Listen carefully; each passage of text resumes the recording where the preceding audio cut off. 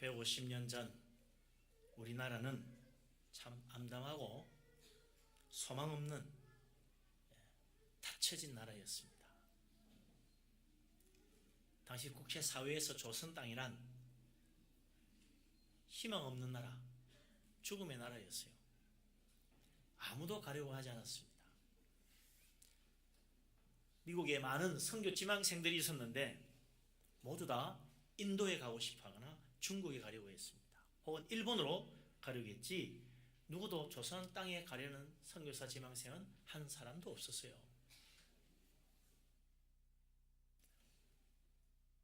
그렇지만 항상 하나님께서 부르시는 주님의 신실한 종들은 있었다 이거죠. 아무도 돌보지 않는 그곳, 누구도 가려고 하지 않기 때문에 내가 가야 되겠다고 생각하는 사람들이 있었습니다. 그 사람들이 바로 언더우드와 아펜셀러지요. 우리 언더우드 장로교 선교사, 아펜셀러 감리교 선교사. 처음에 이 사람들도 조선이라는 나라가 있다, 그곳에 복음을 전해야 된다, 그것은 정말 죽음의 땅이고 소망 없이 살아가는 조선 사람들에게 복음을 전해야 된다 하는 이야기를 들을 때 누군가 가겠지 라고 생각했지 자기가 가려고 하지 않았어요. 그런데 보니까 아무도 안 가요. 그러니까 너무나 답답해서 하나님께 기도하던 중에 하나님 왜 조선 땅에 아무도 안 가니까 저는 인도에 가려고 이미 준비를 해놨는데요. 하나님께서 네가 가면 될 것 아니냐, 그 음성을 강하게 받고 그동안 준비했던 인도 선교사를 가려는 모든 준비를 포기했어요. 인도 말도 다 배웠지만 다 포기했어요. 다시 조선 말을 배우고 조선 선교사로 가기로 지망했습니다. 그렇지만 막상 또 가려고 하니까 보내주려는 교회가 없어요. 인도에 갑니다 그러면 후원하겠다는 교회가 나오고, 중국에 가겠습니다, 일본에 가겠습니다 그러면 많은 교회가 지원해 주는데 조선에 선교하러 가겠습니다, 거기 왜 가느냐고 지원해주는 교회가 없었다 그래요. 그러던 중에 참 하나님의 은혜로 어떻게 연결이 돼가지고 언더우드와 아펜셀러가 조선 선교사로 결정이 되어서 훈련을 받았어요. 모든 훈련을 마치고 이제 조선 땅으로 가려고 하는데 조선에서 난리가 났습니다. 갑신정변이 일어난 거죠. 1884년입니다. 너무나 불안하고 혼란스러워서 도저히 들어갈 수 없다는 것입니다. 그래서 배 타고 가다가 일본에 내려서 다시 또 기다리면서 조선말도 더 배우고, 그리고 한자말로 번역된 조선 성경을 들고 그 다음 해 배를 타고 지금의 제물포 인천항이죠, 가서 조선 땅에 발을 디뎠어요. 그날이 1885년 4월 5일 부활절이었습니다. 이 나라에 처음 복음이 전해지는 날이었고 정말 죽음의 땅에 부활의 생명을 주는 축복의 날이었습니다. 우리나라의 부활절은 정말 축복된 부활절입니다. 부활절에 우리나라 최초로 선교사 두 분이 아무도 안 가려는 그곳에 목숨을 걸고 발을 디뎠다는 것, 놀라운 축복이 아닐 수 없습니다. 그렇게 시작된 복음의 씨가 이제 이 대한민국에 수많은 교회들이 세워지고 수많은 그리스도인들이 주일마다 예배하고 새벽마다 기도하는 이 세상에서 제일 열심히 잘 믿는 축복된 믿음의 나라가 된 것입니다. 부활절 아침 이 땅에 하나님께서 어두운 가운데 빛을 주시고 죽음의 땅에 생명을 주신 그 축복을 뿌려주셨는데, 우리가 오늘 부활절 정말 이 복된 날 우리 주님의 부활의 은혜 정말 감사하고 또 이 부활의 축복으로 우리가 다 새 생명을 얻고 은혜 가운데 살아갈 수 있는 축복된 하나님의 자녀 다 될 수 있기를 주님의 이름으로 축원합니다. 아멘. 2000년 전 유대나라도 150년 전 조선 땅처럼, 아니 그 이상으로 혼란스럽고 불안하고 소망 없는 나라였습니다. 로마 식민지로 모든 유대 백성들은 고통받았어요. 착취당했어요. 당시 유대교는 타락할 대로 타락했습니다. 대제사장 무리들은 성전에서 이익 챙기기에 바빴습니다. 어떻게 하면 장사를 잘해서 더 많은 돈을 벌 수 있을까? 그 생각만 했습니다. 민중의 소망이 되지를 못했습니다. 그러던 중에 갈릴리에 하나님이 보내신 메시아가 나타났다는 것입니다. 예수 그리스도 주님이십니다. 그분에게 놀라운 능력이 있고 은혜로운 말씀이 그 입에 가득하다는 거예요. 주님의 손길이 닿는 곳마다 병자가 일어나고 귀신이 나가고 놀라운 능력이 나타났습니다. 주님이 그 입으로 하시는 말씀을 들을 때마다 사람들은 다 감동받았습니다. 고통받는 모든 사람들이 위로받았습니다. 절망하는 사람이 소망을 얻었습니다. 하나님께서 참으로 우리에게 놀라우신 메시아를 보내주었다고 모두 다 하나님을 찬양했습니다. 문둥병자가 났고 안전뱅이가 일어나고 중풍병자가 일어설 때마다 참으로 하나님이 우리를 버리지 아니하셨다고 예수 그리스도 주님 곁으로 수많은 사람들이 모여들었습니다. 그런데 그 주님이 예루살렘에 올라오셔서 대제사장들과 서기관들에게 붙잡혀 십자가에 처형당하여 죽고 만 것입니다. 예수님을 따르던 제자는 물론이요, 그를 믿고 그에게 소망을 뒀던 모든 유대 땅 수많은 백성들이 크게 낙심했습니다. 이것도 아니었나 보다. 하나님 보내신 진짜 메시아가 아닌가 보다 절망했습니다. 그런데 사흘 뒤 안식일을 지낸 그 다음 날 안식 후 첫날 놀라운 일이 일어난 거죠. 십자가에 처형당하여 죽으신 예수 그리스도 그분이 묻힌 무덤에 예수님의 시체가 사라진 거예요. 천사들이 나타나서 주님이 부활했다는 말을 하는 것입니다. 얼마나 큰 충격을 받은지 모릅니다. 오늘 이 성경에 보면 그날 여자들이 준비한 향품을 가지고 무덤으로 찾아갔다 그랬습니다. 유대인의 관습에 따라서 예수님의 시신에 향품을 바르러 갔던 거지. 안식 후 첫날 바로 주일입니다. 그날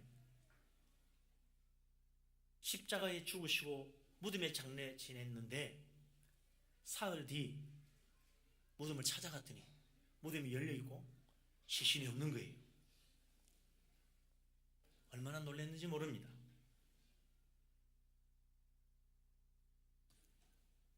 그러나 사실 이 일은 어느 날 갑자기 일어난 것이 아니었어요.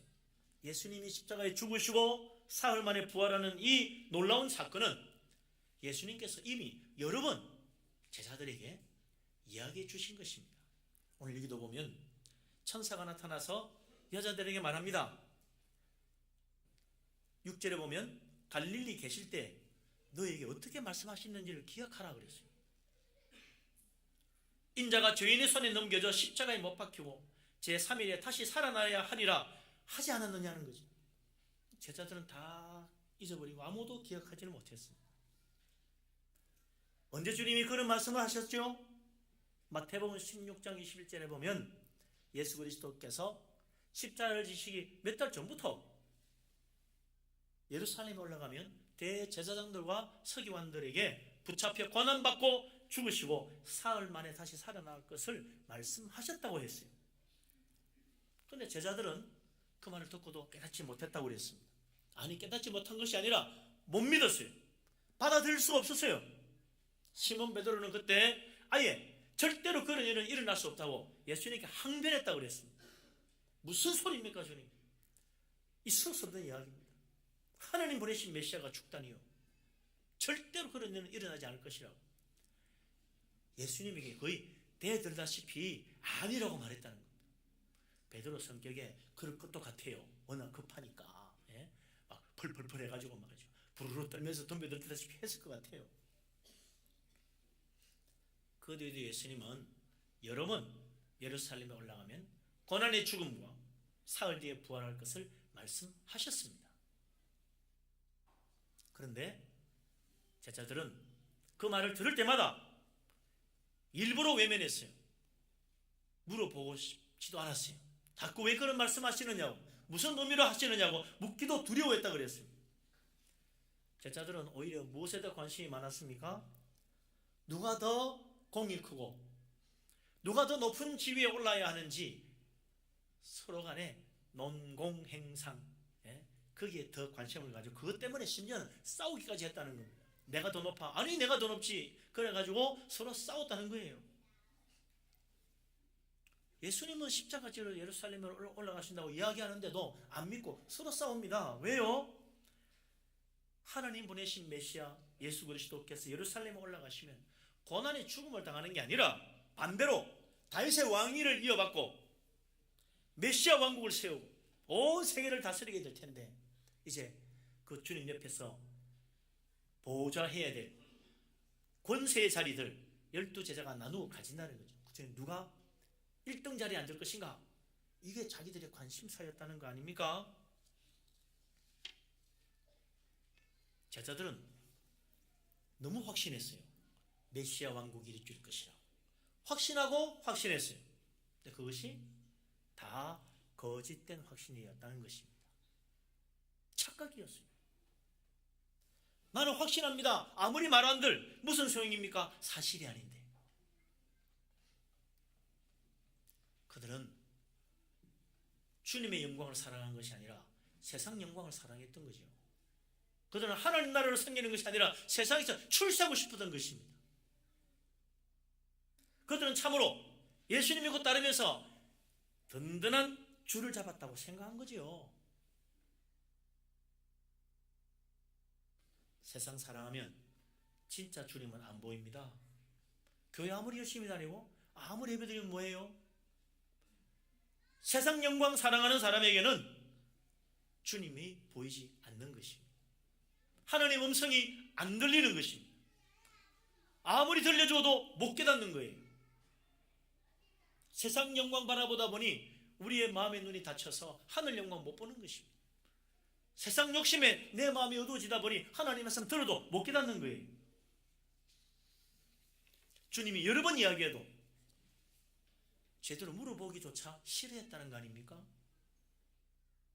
진짜 하나님 말씀 앞에 겸손하게 마음을 열어야 되는데 마음에 안 들면 닫아버려요. 아유, 오늘 저런 이야기는 듣지 말지, 괜히 들었네. 좀 더 축복된 말씀은 없는가? 어떻게 하면 성공도 할 수 있는 그런 좀 지혜의 말씀을 주시면 좋겠구만, 그런 생각만 한다는 거예요.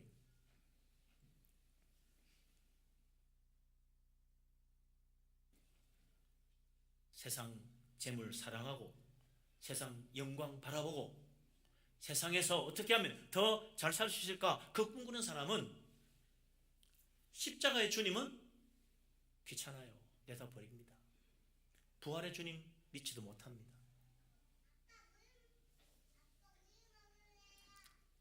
그래서 우리는 정말 세상 사랑하지 말고 하나님 나라 바라봐야 됩니다.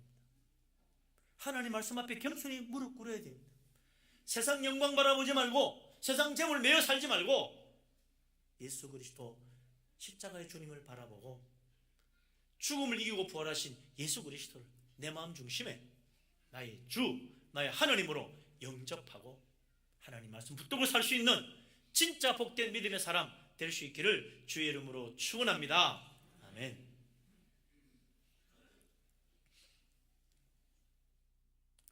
예수님이 십자가에 못 박혀 죽으시기 일주일 전만 해도 제자들은요 정말 신났습니다. 며칠 전만 해도 나사로가 죽었다가 살아나가지고 이 소문이 파닥에 퍼졌어요. 사람들은 와서 물었을 거 아니에요. 제자 되십니까? 어떻게 그런 일이 일어났죠? 다시 한번 이야기해 주세요. 그게 말이야 이렇고 저렇고 얼마나 신났겠어요. 진짜 메시아가 맞겠군요. 언제나 다윗 왕국을 다시 세우시겠습니까? 곧 될 거야. 조금만 기다려보세요. 예수님이 나귀를 타고 예루살렘에 들어오실 때 호산나를 외치는 유대인들의 그 열렬한 환영, 그때는 진짜 메시아 왕국이 곧 이루어지겠구나. 모두 다 가슴이 설렜어요.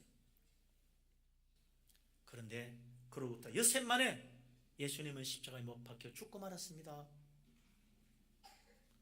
제자들은 너무나 놀라고 충격받았어요.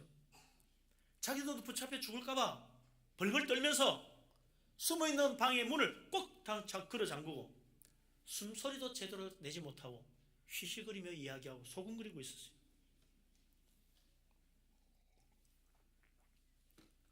메시아 왕국의 꿈이 문턱에서 좌절되구나, 크게 낙심했습니다. 그런데 몇몇 여자 제자들이 예수님 억울하게 십자가에 죽으신 것 불쌍하기도 하고 제대로 장례도 못 치르고 급하게 무덤에 안장했는데 어떻게 제대로 유대의 관습대로 장례라도 제대로 치러 드려야지 하는 연민의 정인지 상품을 준비해서 예수님 무덤을 다시 찾아간 거죠. 안식일날 움직일 수는 없으니까 안식일이 끝난 다음날 새벽 일찍이 준비한 향품을 들고 예수님 무덤으로 찾아갔죠. 그런데 뜻밖의 일을 당한 것입니다. 오늘 본문 누가복음 24장 1절 3절에서 보듯이 가보니까 무덤에 돌문이 열려 있는 거예요. 들어가 보니 예수님이 시신이 안 보입니다. 이게 어떻게 된 일인가? 요한복음에 보면 막달라 마리아와 함께 갔던 여자들은 처음에 예수님이 시신을 누군가 말도 없이 다른 무덤으로 옮겨간 줄 알았어요. 그래서 예수님이 어디에 묻혀 있는지 무덤을 찾으려고 하는데 그들 앞에 갑자기 천사가 나타난 거 아닙니까? 예수님이 죽음에서 살아났다는 놀라운 사실을 말해주는 것입니다. 그때의 모습, 이 천사들이 하는 말, 누가복음 24장 4절에서 7절 말씀에 잘 나와 있습니다. 같이 한번 읽어보십시오. 다시 한번 누가복음 24장 4절에서 7절 말씀입니다. 같이 읽겠습니다. 이로 인하여 근심할 때 문득 찬란한 옷을 입은 두 사람이 곁에 섰는지라. 여자들이 두려워 얼굴을 땅에 대니 두 사람이 이르되 어찌하여 살아있는 자를 죽은 자 가운데서 찾느냐? 여기 계시지 않고 살아나셨느니라. 갈릴리에 계실 때 너희에게 어떻게 말씀하셨는지를 기억하라. 이르시기를 인자가 죄인의 손에 넘겨져 십자가에 못 박히고 제3일에 다시 살아나야 하리라 하셨느니라 한데. 아멘. 정말 놀랄 일입니다. 예수님께서 죽은 자 가운데서 다시 살아나셨다는 거예요. 그러니 죽은 자들이 있는 무덤에서 주님을 찾는 것은 헛수고라는 거 아닙니까? 예수 그리스도께서 죽음을 이기고 부활하셨습니다. 할렐루야. 놀라운 일이 일어난 거죠. 우리는 그래서 십자가에 죽으신 분을 믿는 것이 아닙니다. 죽었다가 다시 살아나신 분을 믿는 거예요. 우리는 죽음을 이기신 생명의 주를 믿는 것입니다. 죽어서 무덤에 묻히신 분 찾을 것이 아니고 죽었으나 다시 살아나셔서 지금도 살아계신 전능하신 하나님, 우리의 생명의 주님 되신 부활의 주님을 찾아야 됩니다. 예수님의 여자 제자들, 그들의 주님에 대한 사랑은 간절했는데 주소가 틀렸어. 잘못 찾아간 거예요. 주님은 죽은 자 가운데 계시지 않았어요. 살아나셨으니까. 부활의 주님, 영광의 주님으로 하늘이 우편에 앉으실 분인데 죽은 자들 가운데서 사진이 있습니까? 오늘날 많은 사람들이요, 주소를 잘못 찾는 경우 많아요. 틀린 주소들과 아무리 찾아보니 있습니까? 성경책은 들었는데, 예배는 드리는데, 진짜 살아계신 하나님, 부활의 주님을 찾아야 되는데 엉뚱한 줄을 찾는 거예요. 이 세상 모든 철학, 종교, 성공의 길, 돈 버는 방법, 그런 걸 교회 와서 어떻게 들을 수 있을까 생각하는 사람도 있습니다. 그 모든 것은요, 다 죽음 아래 매여서 죽음과 함께 끝나게 돼 있어요. 솔로몬이 그랬잖아요. 자기는 뭐 공부도 해보고 책도 써보고 돈도 벌어보고 사업도 해보고 농사도 지어보고 별별 짓 다 해왔지만 다 헛되다는 걸 깨달았다. 왜냐? 죽기 때문에. 모든 사람이 다 죽기 때문에. 죽음에서 우리의 모든 노력도 우리의 최선도 다 헛되고 만다. 인생은 헛되다. 분명히 선언했잖아요. 그런데 오늘도 교회 와서 예수님 말씀, 하나님 말씀 가운데서 어떻게 하면 성공할 수 있는가? 무슨 특별한 말씀이 없나? 어떻게 하면 돈 많이 벌고 부자가 되고 좀 더 잘 살 수 있는가? 특별한 비법이 나와 있는 곳이 없나? 그거 찾는 사람이 있습니다. 그런 이야기들은 좋다고 말이지. 오늘 중요한 걸 깨달았다. 그렇게 하면 되겠네. 그러다가 누구를 놓칩니까? 부활하신 예수님을 놓치는 거예요. 주소가 틀렸어. 그곳에 가서는 살아계신 하나님 만날 수가 없어요. 잘못 찾은 거예요. 생명의 주님, 부활의 주님, 살아계신 하나님, 죽음을 이기고 다시 살아나신 예수 그리스도, 그분을 만나야 됩니다. 그분을 찾아야지. 천사가 말합니다. 어찌하여 살아있는 자를 죽은 자 가운데서 찾느냐? 그는 여기 계시지 않고 살아나셨느니라. 할렐루야. 주소를 바로 찾아야 돼요. 2000년 전 여자들이 향품 들고 무덤 찾아가는 일을 오늘도 되풀이하면 안 된다. 이 세상 모든 것은 다 죽음 아래 있습니다. 무덤에 묻힐 것들이요. 거기에 소망 두고 그거 붙들고 그거 좋아하고 돈 좀 더 벌어서 기분 좋고 성공 좀 한 자리 더 올라가서 기분 좋고 그래서 더 하나님께 감사하고 다음에 더 잘되게 해주세요. 그게 진정한 믿음의 자리는 아니다. 기독교는 죽음으로 끝나는 무덤의 종교가 아닙니다. 생명의 종교, 무덤에서 살아나는 이기는 종교, 죽음에서 살아나신 예수 그리스도 주님을 믿는 믿음의 진리의 종교라. 생명의 종교입니다. 예수 그리스도 주님을 믿으시기 바랍니다. 저 천국 하늘나라 영광의 나라를 우리에게 주시는 예수 그리스도 부활의 주님을 믿으시기 바랍니다. 아멘. 예수 그리스도 믿으면요, 놀랍게도 우리도 구원받고 우리도 부활의 영광이 이릅니다. 할렐루야. 아멘. 로마서 8장 11절 사도 바울이 말합니다. 예수를 죽은 자 가운데서 다시 살리신 하나님께서 예수 그리스도를 믿는 우리들의 죽을 몸도 다시 살리시리라. 할렐루야. 아멘. 우리의 죽을 몸, 예수 그리스도 믿으면 예수 그리스도를 죽은 자 가운데서 살리시는 하나님이 우리도 살리신다. 우리의 죽을 몸도 부활의 영광에 이르도록 만들어 주신다는 거예요. 예수 그리스도 믿으시기 바랍니다. 죽은 자 가운데서 다시 살리신 하나님의 전능하신 능력을 믿으시기 바랍니다. 참 간단해요. 어떻게 생각하면 그렇게 쉬울 수 없어요. 믿으면 된다는 거예요. 부활의 축복에 이르기 위해서 특별한 약을 먹어야 되는 것도 아니고 특별한 운동을 해야 되는 것도 아닙니다. 특별한 수양을 해야 되는 것도 아닙니다.